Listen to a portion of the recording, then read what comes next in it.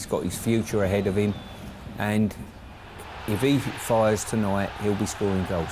And again, if you look at him up against those two Monaco central defenders, it gives, I'm sure, Borussia Dortmund cause for optimism. Have a look at that disparity, by the way, in terms of Dortmund's goal scorers in the Bundesliga so far this season. 20 more than the next highest in Ousmane Dembele. It was very similar yesterday, wasn't it, with Lewandowski for Bayern Munich, the disparity between him and the rest of the side.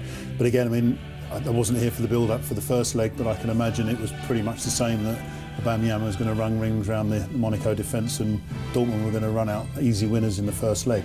It didn't happen. As I say, you've got a Monaco side, they'll expect him to score, no doubt. Really positive team as well for Thomas Tuchel. We saw Marco Reus in action at the weekend and he got a goal as well. He's been missed for 6 weeks, and Borussia Dortmund are just simply a better team with him in it. Yeah, they certainly are. I mean, he's got experience, you know. He's captain of the team, and you know, you need your big hitters. At the latter stages of the Champions League, you need your big hitters on the pitch. And Borussia Dortmund have got to get their heads around these knockout ties, haven't they? They've lost 8 out of their last 11 games in knockout ties. They do well in the group stages. They seem to be able to express themselves when it's over, you know, a slightly longer format. But when the push comes to the shove, they seem to be too easily knocked over. Is this a legacy of the previous manager, who is currently doing the same thing with Liverpool, unfortunately, as he did last season? Interesting point. Yeah, it is something. I mean, you sort of install a belief into a team, but without that X factor, shall I say. And another thing which I have to mention, they're playing in Monaco. This is a small stadium, and you're used to playing at Dortmund, where you've got the wall, is it 26,000 fans making lots of noise and giving you that boost, which is more than the entire stadium holds at the psychology, and you wouldn't imagine you'd be playing in front of such a smaller crowd in the quarterfinals of the Champions League. We saw Shinji Kagawa. We'll talk about this young man in just a second, but Shinji Kagawa, how important was his second goal for Dortmund in the first leg? It gave them necessary belief and hope. Yeah, exactly. It gave them hope, it gave them belief. Listen, statistically, you know you can score against Monaco. They just have to make sure that they can defend well enough to give themselves a chance of getting through in this tie. Right, time for a short break. Don't go away. When we come back, we'll focus on our main event, and it is Barcelona looking for a second miracle in the space of a month. They have to overcome a 3-goal deficit against the most miserly defence in the Champions League to date. Can they do it? We'll look ahead to that one when we return.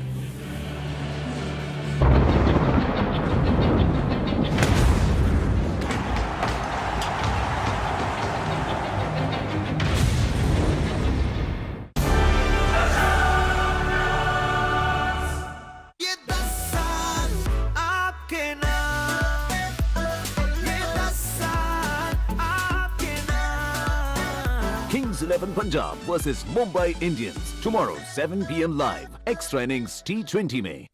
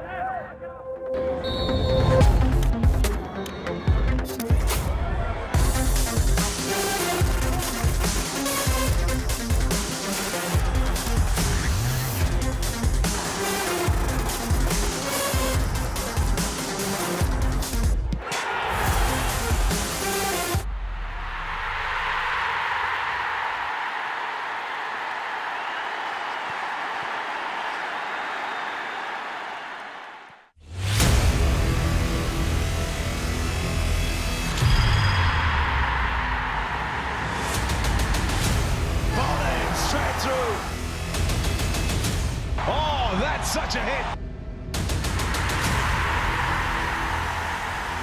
Wow, that was wonderful cricket. Brighto Paints presents Q Mobile Cup, West Indies versus Pakistan. First test, live on 10.3, 10.1 HD, and Sony Live. MotoGP action gets more intense as the season heads to Texas and to a track that has only known one champion. Marc Marquez Can fellow countrymen and rivals, the debutant Maverick Vinales, snatch yet another victory, or will Marquez prevail? Red Bull Grand Prix of the Americas, only on 10-2 and Sony Live.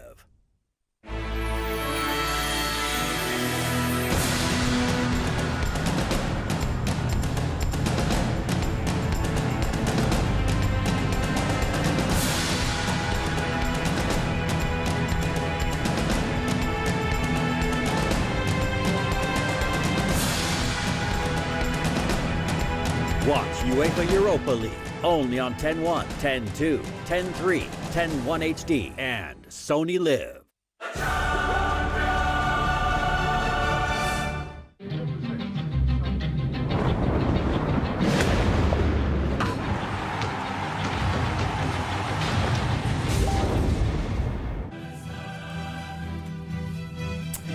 Welcome back. What a mouthwatering prospect this is. Barcelona against Juventus. But it is the Catalan Giants who are looking for yet another miracle, having done it to PSG in the round of 16. I'm kind of fed up with saying it and talking about mountains to climb, but we said this ahead of the second leg against Paris Saint-Germain. David, if anybody can do it, Barcelona PSG in the round of 16. Okay. I'm kind of fed up with saying it and talking about mountains many to times. Climb, but Listen, we said this ahead of the second leg against Paris Saint-Germain. David, if anybody can do it, Barcelona can.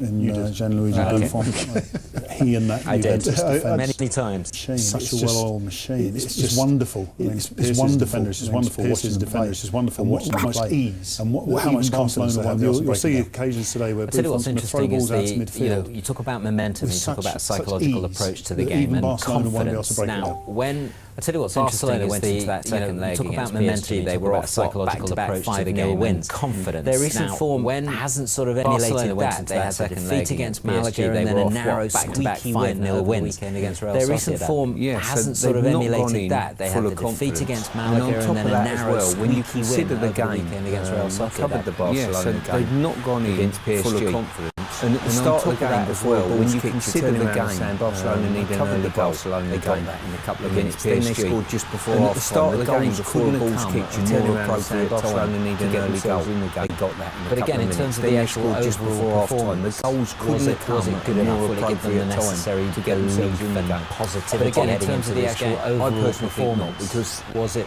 good enough? Will it give them the necessary belief and positivity heading into this game? I personally think not, because part of the excuse, they're not firing like we know a Barcelona team can fire. When it comes to the bread and butter side of the excuse, I would argue I don't think he's up there with any of the best goalkeepers at Barcelona when it comes to the bread and butter side of the goalkeeping. With regards to results with Barcelona, I don't think he's up there with any of the best goalkeepers at Barcelona in the last decade or so. So winning 3-2. With regards to results, Barcelona they focus their games on winning leagues and winning. They're up against the Juventus side. So winning 3-2 of having to come back against PSG too much. As I said, the pressure's more on them because they actually came back against PSG. So people are on the back of having to come back against PSG.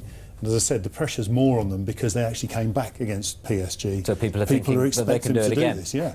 And they've come up against the wrong team to do that, in my opinion. Let's have a look at the defensive frailties of Barcelona. No Jeremy Mathieu for them today because he was at fault against Malaga, and when he does play at centre-back, and we know they have injuries, concerns, they look a bit susceptible when they play this line that's just a little bit too high and don't get players who are sort of quick enough to be able to play it.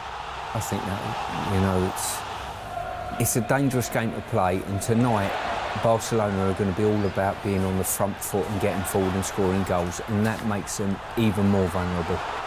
Yeah, that is the point, isn't it? And Juventus have just the kind of players who can exploit that. Yeah, I mean, you're looking at the likes of Higuain, who are definitely going to be picking up ball. I mean, the defence, I say, one of the things I love about Juve is the way that they'll play the ball around the back, irrespective of who's closing them down, and they'll get out. Higuain will be running at them, and again, the strength in their finishing capabilities are good enough, irrespective of Barcelona's frailties at the back, I believe. If you could put your finger, Stuart, on the difference then between the Barcelona team put together by Pep Guardiola and executed according to his game plans compared to Luis Enrique in his tenure, could you put your finger on what the main differences are? I personally think the front three game plans compared to Luis Enrique in his tenure. Could you put your finger on as well? I think that they pressed as a team better under Guardiola than they do now. I think they work a lot harder as a team under Guardiola, pressing and turning the ball over from the front under Guardiola than they do now. And of course the absence of Xavi Hernandez, how significant has that been as far as that central midfield area is concerned for Barca? Well, it's interesting what Piercy says there about the pressing game and also the Pep Guardiola model, because, and just a little stat for you, Pep Guardiola was in control of the Barcelona side, which essentially was the core of the World Cup winning Spanish side. Little stat for you, Pep Guardiola was in control of the Barcelona side, which essentially was the core of the World Cup winning Spanish side. He was also in charge of the Bayern Munich side, which was the core of the German World Cup winning side. And all of a sudden you've taken that masterclass out of the Barca side that, you know, Pep Guardiola, his legacy has gone essentially. Also as well, Enrique was in charge of a team that went to PSG in the first leg of a two-legged round of 16 game and got absolutely thrashed. So don't lose sight of that. They turned it round in the second leg, but they got thrashed in the first leg. So we'll look at some stats. Barcelona year on year, this is the number of goals conceded. So all the ones at the top are obviously over the course of an entire season. And 2008-2009 in Spanish Primera Liga, they conceded 35. But if you look at some of the more successful years, not surprisingly, only 21 conceded over the course of 38 games. They've already conceded, David, 30 this campaign, and it's not over yet. They have a new goalkeeper in charge, you know, in